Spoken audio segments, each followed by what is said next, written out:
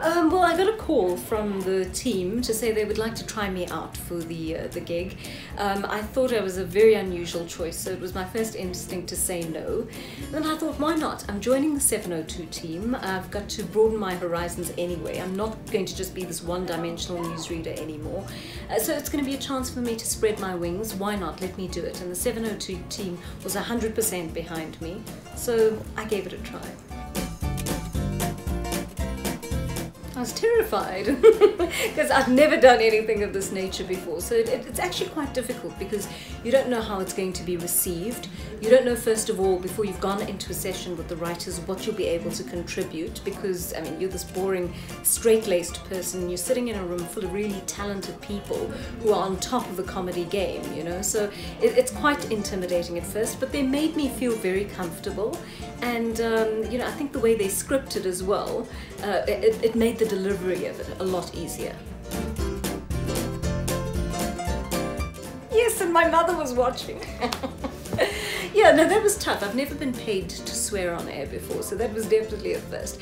But I mean, it was all done in the spirit of it, and it was, you know, everyone. I think the audience was.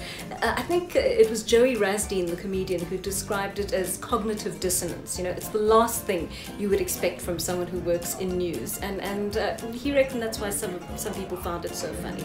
But look, it was a different experience, and as I said, I think I'm stepping out of that very traditional role, and I think people are just starting to see that I'm a little more human than they initially thought. So the transition from TV to radio rather, has been a very interesting one for me because it's required me to give a little bit more of myself, to inject a bit more of my own personality, my thoughts and opinions into the broadcast. I think I was ready. It came at the right time in my life.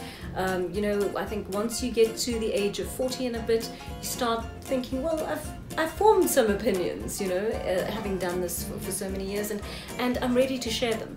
And I'm ready to be judged for sharing them. You know, you grow a thicker skin at this age. So I think the job came at the right time, but there's also been a lot of support at 702, and there's been a lot of encouragement for me to share certain authentic aspects of myself with the team and with the listeners. So that has made it a lot easier.